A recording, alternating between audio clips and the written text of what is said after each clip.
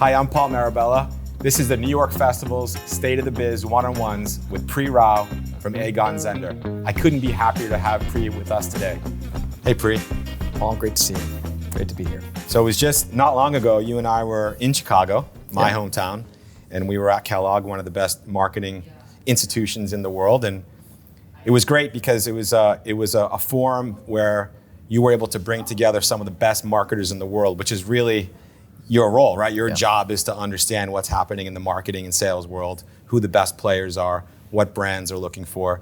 Maybe we could talk about that a little bit. Just go talk about that symposium and what we were doing there and why Aegon and Jim Stengel and other people had sort of brought us all together at Kellogg. Yeah, absolutely. It was great having you with us there. Thank you. The Kellogg Summit is something we've been doing now. This is the 12th time that we've done it. And the idea started basically because when you think about the world of marketing, there's a lot out there that celebrates the work. Right. There's a lot less out there about talking about the leadership side of it. Right. And when you think about Kellogg is many would say the best marketing school in the world.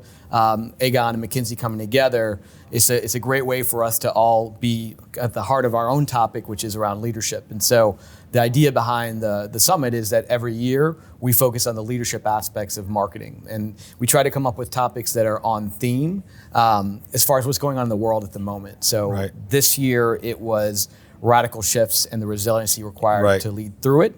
And so, we had a series of wonderful speakers, Paul, one of which you introduced me to at one point, who really were talking with a lot of vulnerability in a safe space, surrounded by fellow C-level marketers. And you tell me, but I thought we had a great conversation. Yeah, what I loved about it, I think the material that you had on stage was so relevant, and I think that we should talk about some of that today, right? Yeah. Whether that's data or diversity or what modern marketing actually means in 2023 and what are the skill sets.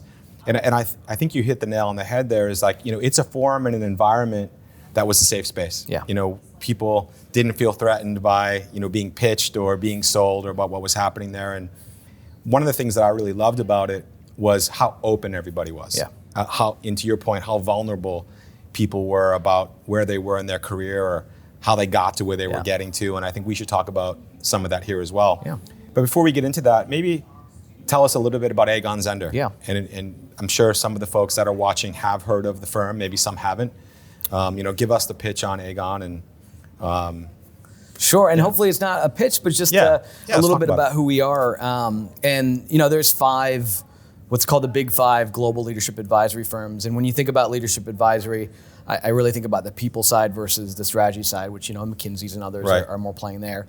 But we're one of the Big Five. We're the only one that's not having our roots in North America. Our roots are in Switzerland, although our founder, Egon, actually started his career agency side at McCann. Oh, come on. I didn't know that. At McCann, that's right. So he went from McCann, and then he went actually to a competitor and said, you know what, this business model that I think is colloquially referred to as headhunting doesn't speak to me. I want a model where we have the right incentive structures and we're strategic partners to our clients. So we look at people issues with a broad lens. I think a lot of people know us for executive search, and it's a lot of what we do.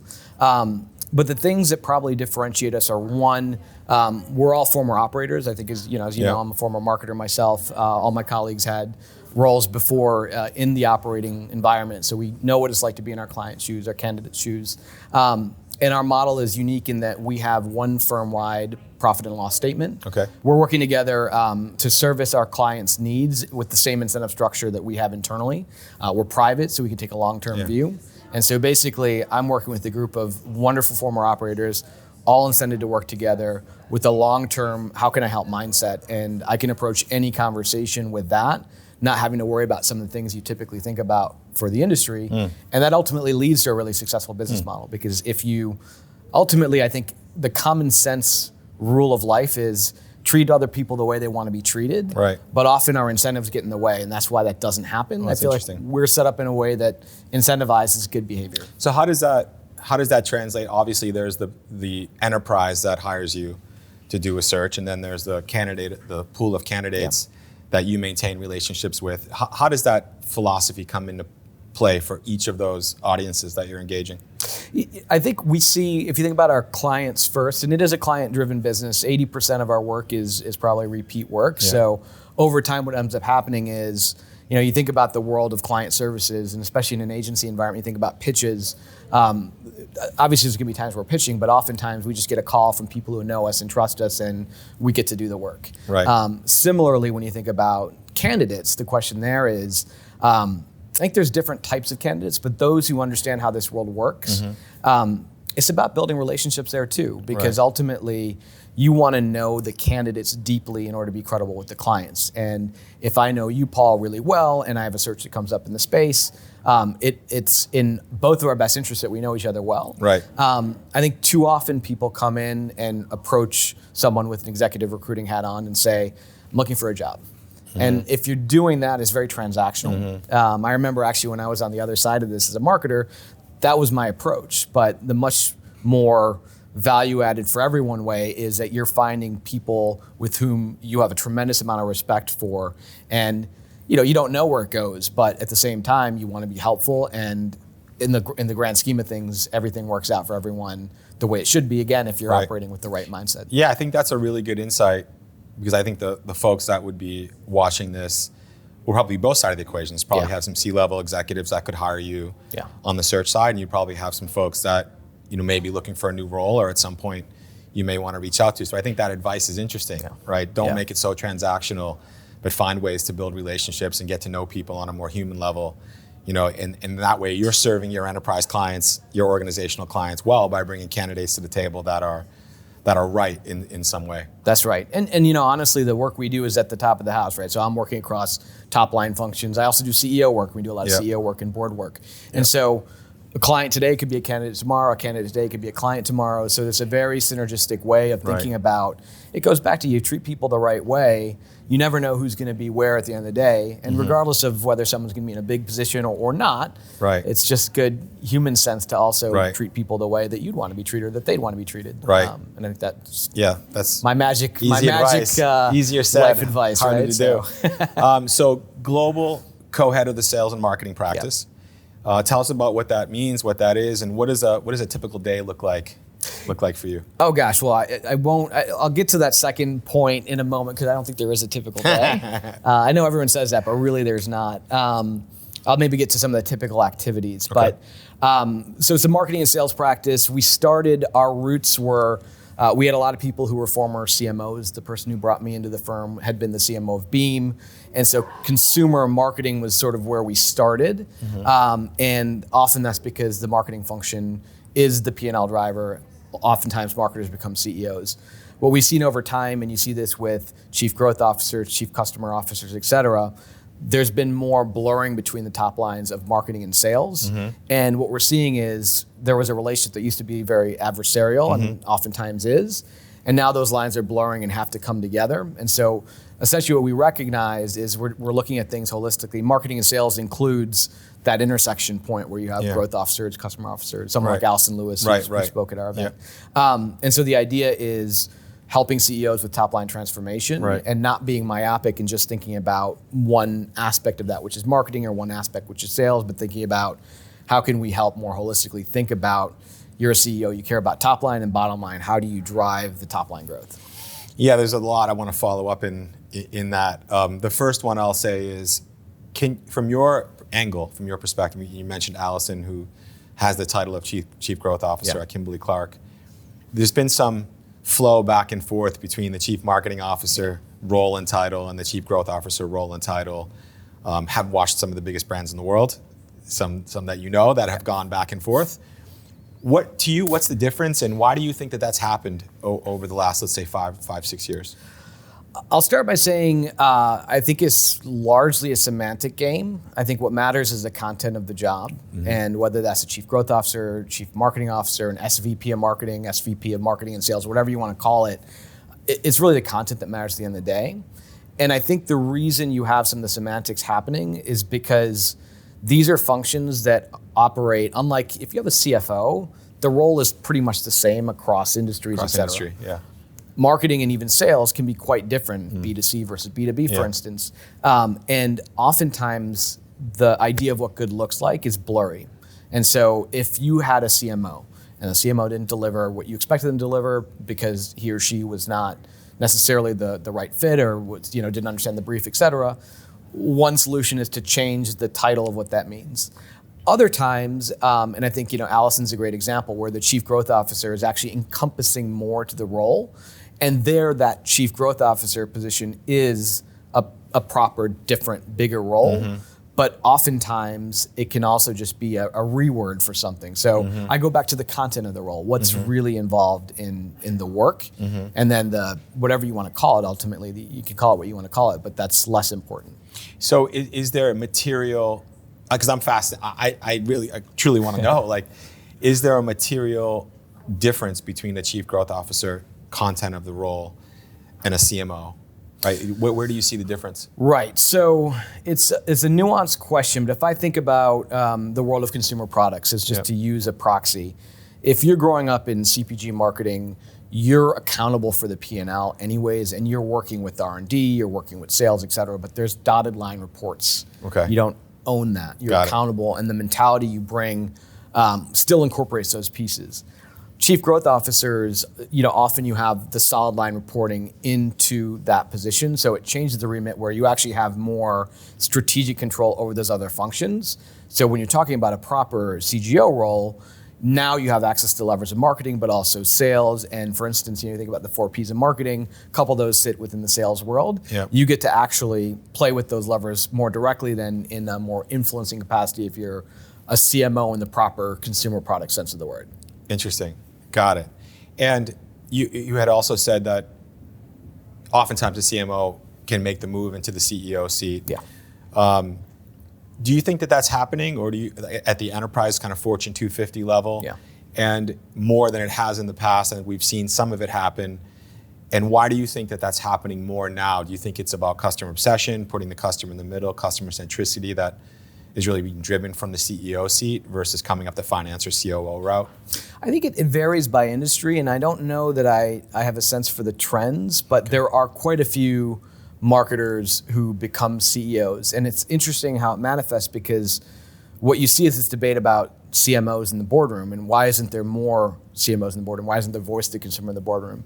And I think that is a fair nudge, and I would love to be part of nudging there to be more marketers who have current knowledge of the consumer landscape on boards. But oftentimes that voice is represented by a CEO who came from the CMO ranks. There's statistics out there just talking about how that does happen. So I think there are certain industries, and consumer products is a great example. You think about a company like McDonald's. Chris came from a CMO background before, so there are, I think, a lot of, and over time too, I think Procter & Gamble's another company where a lot of times the CEO is coming from the marketing function. So I don't have a sense of trends, but what is clear to me regardless is the role of a marketer is, and it's whether that marketer then graduates the CEO seat or not, is translating the voice of the consumer to the results of the business. And if you can do that, you're basically doing one of the most important jobs that you can at the company. Too often you get bogged down in, is it brand marketing, is it performance marketing? Is it, no, it's driving the business at the end of the day. And if you're talking to supply chain about brand love, that's not a very productive way to try and drive things. But if you're really taking that mindset to the business, you're pretty much operating like a CEO, as long as you're also thinking about bottom line, which I think tends to fall out when you start to think bigger picture about the business. Yes, I want to grow the top line, but then also, if I'm really in it for the right reasons, I also have to make the bottom line sing too. Yeah, I think, and you had mentioned brand and performance. The market, the marketing world just continues to fragment. It continues to get more complex, not only from the agency perspective, but how do we put together an integrated mix to really serve a global brand? But from a marketing perspective, especially CMOs and large global enterprises, are under a lot of pressure to do what you just talked about, right? Not going to talk to supply chain about brand love. You may talk about performance and driving volume, right? So you make sure inventory is where it needs to be. But even just like the skill sets of marketing, right? You came up on the performance route, the DTC route versus bigger brand creative campaigns. Is there too much pressure on CMOs today to understand MarTech, understand brand, understand data, first-party data? It seems like, even for someone who's Wharton and Columbia educated like you, it seems like a lot to ask of someone. It's a great question. I would say a couple things. One is that it's important to never lose sight of the basics. Like, what is the role of marketing? And that, I don't think in my argument should have ever changed, but there's a pendulum underneath it in terms of what's involved. I think the biggest change in terms of what you're referring to is just the velocity and the speed at which someone needs to move. And it can feel existentially threatening to someone who comes from an environment where they're used to having, reams of research, pause, reflect, come up with next year's campaign, et cetera. But ultimately, if that person is to step back and think about why am I doing that, and it's about serving my consumer, and now I have I have first party data, I have access to A/B testing that I can iterate really, really quickly. That's an opportunity as well as a challenge. So it is a lot more sophisticated work, and you probably have to staff it differently. But especially if you're running the marketing function, your ability to step back, keep the basics in mind, drive the strategy, remember the consumer, tie that back to the business, like that doesn't change. And then how do you think about filling it in and who you fill it in with and how that's changing drastically. Right.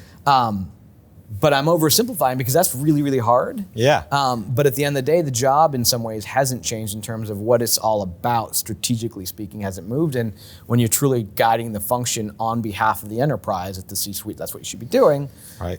That part is the mentality, and you don't necessarily need to be a subject matter expert in performance marketing, but you need to know who do I bring in that can help me really drive that in a way with expertise, for instance. Yeah, I love that. I mean, even if you just get down to the first principles of it, right? I mean, you understand who the customer is. Yeah. How do we drive revenue? How do we make money? Yeah. Right? That never doesn't matter if it's generative AI or those a print are ad or tactics. Right? Those are the tactics that get you where you need to go. Well, let's talk a little bit about, because we kind of jumped over it, but Wharton and Columbia educated, and then you spent, I would say, almost most of your career on the brand side of the business at amazing brands like Danone and Unilever, working on some awesome brands there. We both worked on Ragu, so we'll have to share some Ragu stories post Unilever. Tell us about that. I mean, you've lived all over the world. I couldn't even list all the places where you've lived, and that global experience, I'm sure, has given you a great worldview of not only from the brand point of view, but marketing and just living in different places. And now you live in the greatest city in the world.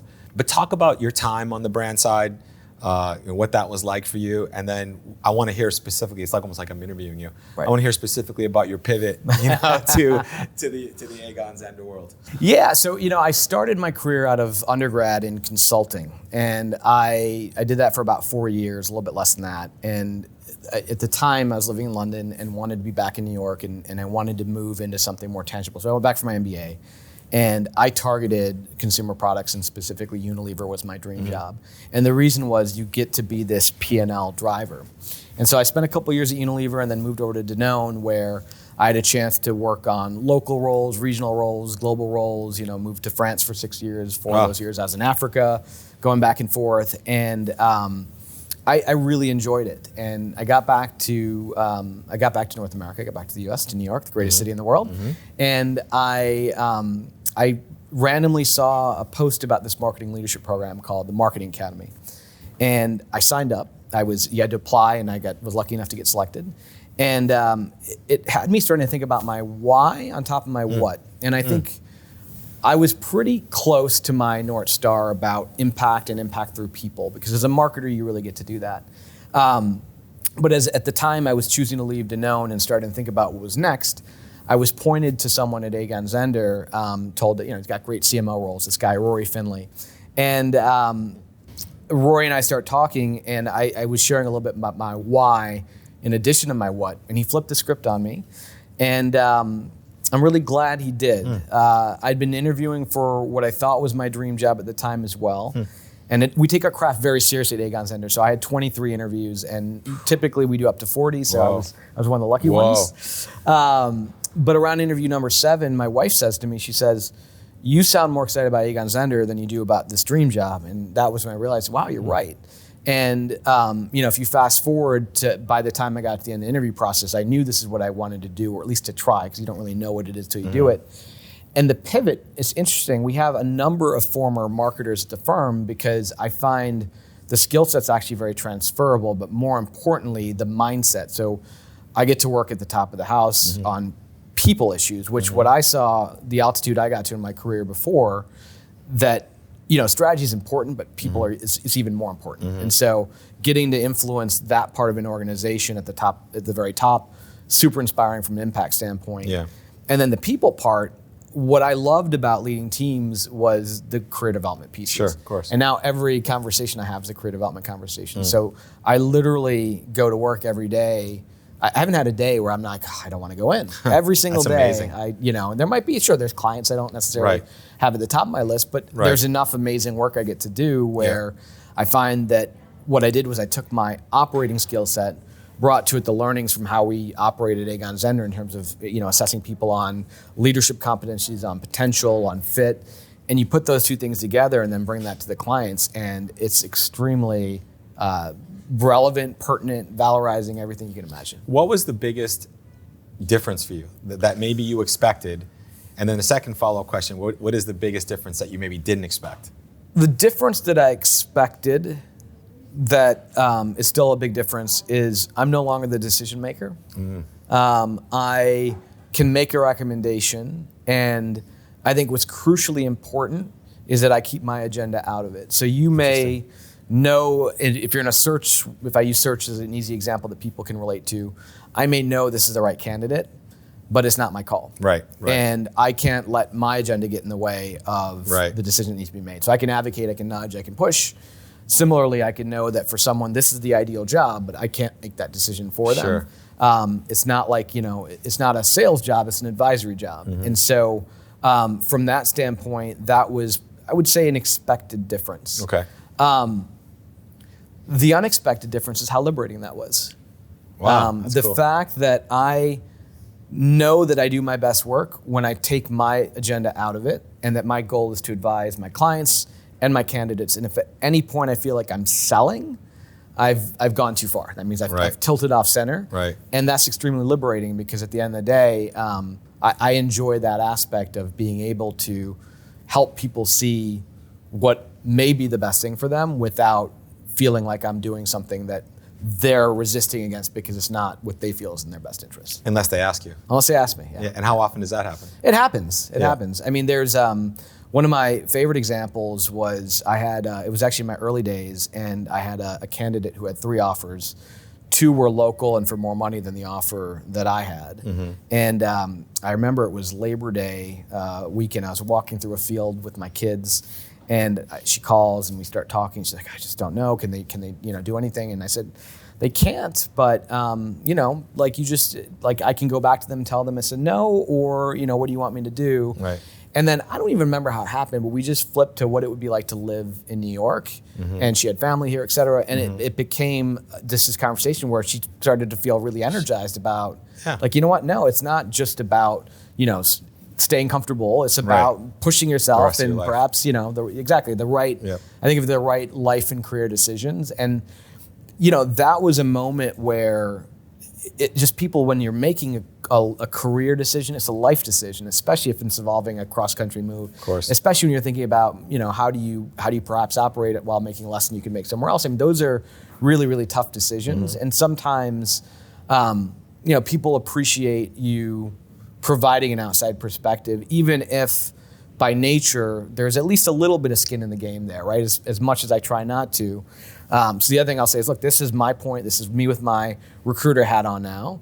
But you should also go to your own board of directors and talk to other people and ask around and just make sure that this sense checks also with those around you. And to me, that's part of the advice, because oftentimes people can go into a bit of a shell when they're trying to make a decision, where it's much more probably long-term value added to just open up and be a little bit vulnerable with those around you about what you're thinking about to help inform the decision at the end of the day. Well, having gotten to know you, I can see why a candidate would rely on your advisory there. I mean, I think that's, especially when you have multiple offers and it's a big life change, somebody might lean into you and ask your point of view on it, which I think, back to what you said at the beginning of the hour on, this is a relationship game, right? And we're building relationships. That person won't forget that you were there for them. So you had talked a second ago about being, at a different altitude and being at the C-level, the boardroom of some of the biggest companies in the world. Take us into that. Take us into those boardrooms. Like, what are you hearing and seeing from a trend perspective, as it relates to candidates in the marketing sales as well, but this probably more marketing for this audience. What are you seeing and hearing as it relates to the types of candidates, the types of skill sets, types of capabilities, and then maybe even for the board seats as well, which is a different than filling a CMO role, right? If I think about first, maybe the first part of your question around marketers and what's being looked for, again, there is a lot of variation by sector, but I do feel there is a bit more pendulum shifting back towards the balanced marketer who understands how to drive it all versus there's been moments where it got to, for the CMO role, we want a performance marketer, even in the top seat. And there was good reasons for that. A lot of the D2C companies were able to drive a lot of short-term business. And that was probably at that stage, if you think about like the Bennett and Field models, right. You need probably more of that kind of sales type marketing, if you will. But I feel like a lot of that type of growth has been wrung out a bit. And so in order for things to be sustainable, you see people saying, well, now like Airbnb is doing a lot pushing on brand now, for instance, right? So people have, a lot of these companies have gone with retail presences that were D2C before. There's a pendulum, The pendulum there. Yeah. And so you still see examples where people want a performance-oriented marketer or a brand-oriented marketer, but I think there's a lot more convergence versus, it used to be all about brand, then it was all about performance, now it kind of feels like it's more in the middle.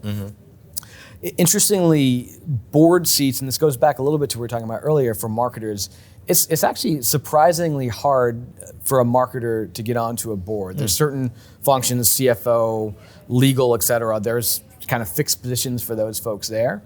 And it's, I would love to dig further on this myself because at the end of the day, I have placed marketers onto boards because there was a specific desire to have that kind of strategic input. But it's the voice of the consumer. And we also know that boards are often looking for diversity, and it's a function that often has a lot more diversity than you have in other functions. So my hope is over time, there is more shifting there. But at the same time, I go back to that point where it's true that there's also a lot of marketers who first have to graduate to CEO to then have that entry point. So I think the voice of the marketer, and I don't have stats behind this, but I think there's the voice of the marketer is more in the boardroom than you'd think. It's just not always a marketer. Sometimes it's someone who was a marketer. But at the same time, marketing, to our earlier conversation, it's been shifting so much that having someone who gets what good looks like now, I'm hearing a little bit more inklings around just bringing that voice to the table. Yeah, I mean, I sit on some boards, not publicly traded companies, but sit on boards, and we're brought onto the board for that reason, right? So to provide marketing guidance, marketing advisory from a board perspective. So I wasn't aware of that gap on the bigger enterprise boards, but that's, for all of my colleagues, I hope for their sake that changes. So coming from a guy that's been on both the agency and the brand side, although majority of my career on the agency side, I just like the speed and the variety of the agency side of the business. Having a lot of CMO friends and a lot of agency C-level friends, the grass is always greener. And I think especially when you grow up in the agency space, you fantasize about being a CMO or a client. I've had the opportunity to do that. Why is that? And how do you see the difference between an agency side marketer who may have went to school for marketing, maybe has a master's in marketing, but is on the agency side seen maybe as, I don't want to say second class marketer, but certainly not the same level of marketer in my experience as someone that grew up on the brand side? It's a wonderful question, and I think it's a juxtaposition, I think, between what people think marketing is and what it is, because marketing inside of corporate, you are dealing with supply chain, you are dealing with finance, et cetera, and that's a mindset shift for a lot of people coming from the agency world, and that may not be energizing. So I think actually where we do agency work sometimes, often it's bringing people who were client side over, and occasionally you get to go like you did, you went the other way around. And I think there's a lot of value to be had in trying both and seeing where the energy really lies. But it's not that it's a second class citizen issue, because I think for the core of the sort of the consumer facing everything about B2C marketing, for instance, that piece, I think on the agency side, you're often world-class, but then you just don't have the exposure to these other pieces. And it may sound like the grass is green on the other side, but when you are passionate about driving the consumer, and you got supply chain telling you, well, I got, you know, No inventory. your pallets are stuck in Topeka. Yes. That's less invigorating, perhaps. Well, listen, I was on the client side during the shipping crisis. Yeah. So, you know, our containers, I mean, so to your point, instead of just doing a segmentation study and, you know, what's our brand Right. book going to look like, I'm dealing with logistics, Yeah. right? We can't get our product over because containers are 27,000 when a month ago they were 3,000. So we can't run that promotion, Right. because you won't have the inventory. Those are things that you're right. You don't think about when you're on this side of the Yeah. house. And the biggest epiphany for me was I spent 10% of my time thinking about the agency, Right. which when you're on the agency side, you think the client's thinking about you 100% Yeah. of the time, but it's Yeah. really not. It's less than 20 for sure, dealing with all of the other aspects of running the business. That's there. And on the flip side, you think about the work, and I know there's press often out there about how the agencies don't get credit for the work itself, but at the end of the day, who's closer to the consumer, who's closer to the strategy? Often it's actually the agency, and you get to do that actually at scale. So actually it's something I would nudge client-side marketers on are you really, energized by the pallet issue that you have, or would you rather be on this side, closer to the customer, closer to the consumer? And I think this is where the cross-pollination can be really interesting. And there might be times you might want to go one way or the other, Right. but I think it's super value added for a person in their career, and I think it's super value added for the organizations as well, because you think about diversity, and people often think about diversity about certain metrics, but diversity is also diversity of experience and the mindset you bring in. And this is one great way to infuse, if you're agency side, how do you have someone with the client side mindset in Right. with you, and vice versa. And if you think about where I am now, I think that's part of the reason why Egon Zehnder, why I think that we have a way of standing out, is because we're all former operators. And then we come into this world and we're now in the advisory business. Yeah. So it's very much that same kind of dynamic that I've navigated, you navigated. Yeah, right. And so what advice would you have for a C-level? I mean, there's some great examples of, like, Jeff Jones is someone who comes to mind, who was on the agency side and then went to Target, and now CEO of agency folks that have gone into some pretty big roles. What advice would you have for someone maybe that hasn't been on the brand side, but thinks they're a good marketer and certainly has something to offer to a brand? What are the 2 or 3 pieces of advice that you would give them? A couple things: hustle. Yeah. Let your network know that you're interested in this type of work, because it's not a cookie cutter solution to cross the line. Yeah. And we're fortunate to have clients who are open-minded, but oftentimes, if I'm in the client services business, my client brief is this, and you're over here, I can only push so far. So if you want to make that transition, there is more legwork involved.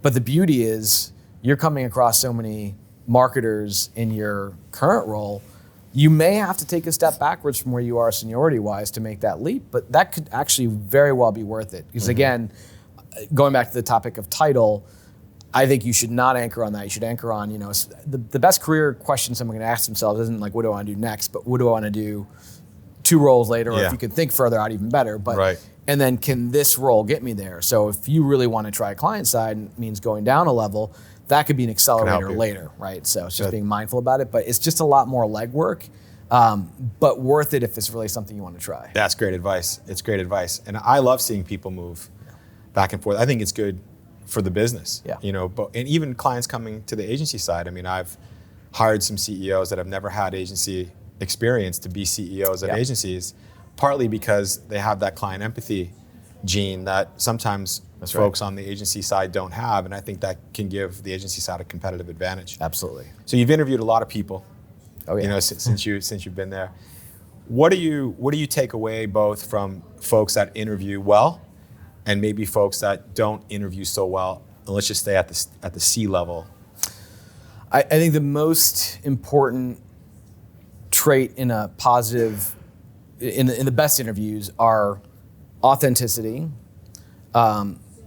storytelling that's succinct and yet not scripted, that is adapted to the question, someone who can really lay out how they think about strategy, how they lead teams, how are they influencing, how are they driving results. If you're covering those areas, you're covering what most of our clients are looking for. Someone who can transform the way an organization operates, empower and inspire a team, who can move mountains in an organization to get things done, and then, where the rubber hits the road, deliver sustainable results. The ability to communicate that in an interview, and to do it in a humble way, not with all I language, but also not with all we language. Like there is a happy medium in terms of how do you show up in a way that you show that you're not thinking that this all happened only because of you, but that you take credit for what you did, and you're also very clear about giving credit for what other people did. Yeah. And I think if you put that together and you're authentically yourself and personable, and you're able to speak to those things, and if you know what role you're applying for, that you also have very much in mind what they're looking for. And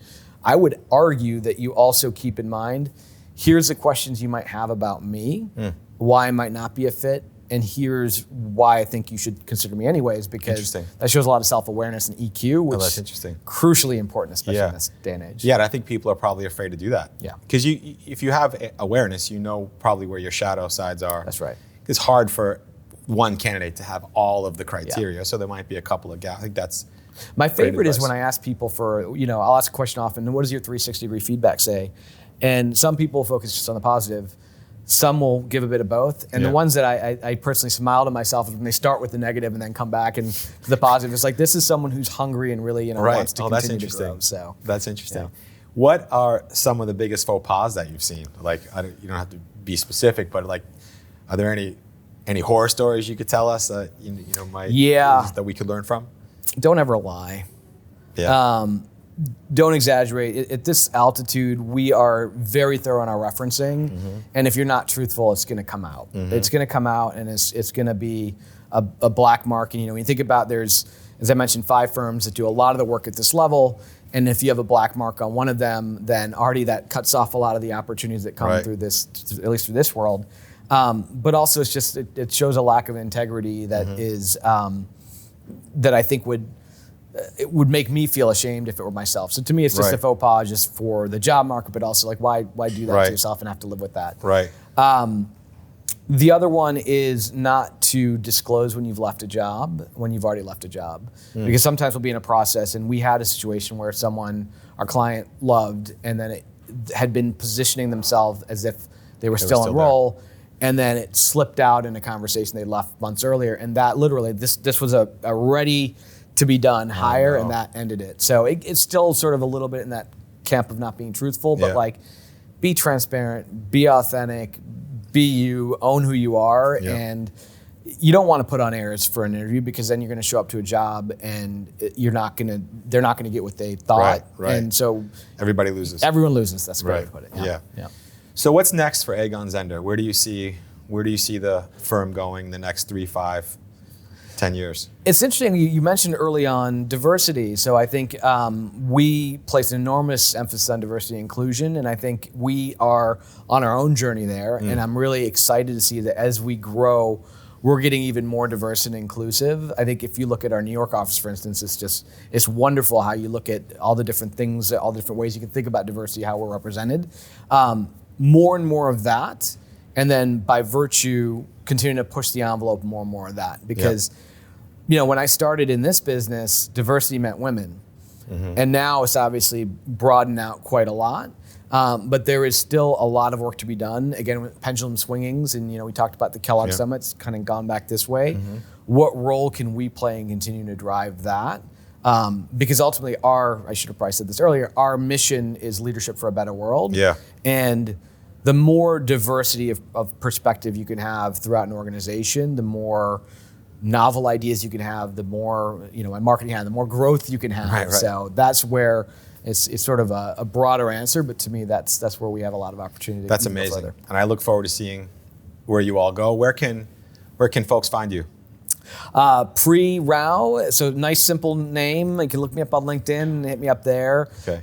Egon Zehnder's got a bit of a funny spelling, but Pree.Rao at egonzehnder.com is the other way. Awesome. And it was would love to chat and help where I can. Amazing. And the guys tell me this is the best of show trophy, so you get the best of show trophy. All right, Thank I like you it. so much. I like it. My Thanks for joining us. Festivals. Pree Rao, Egon Zehnder. Thank you so much, Pree. Thank you. Appreciate Paul. you.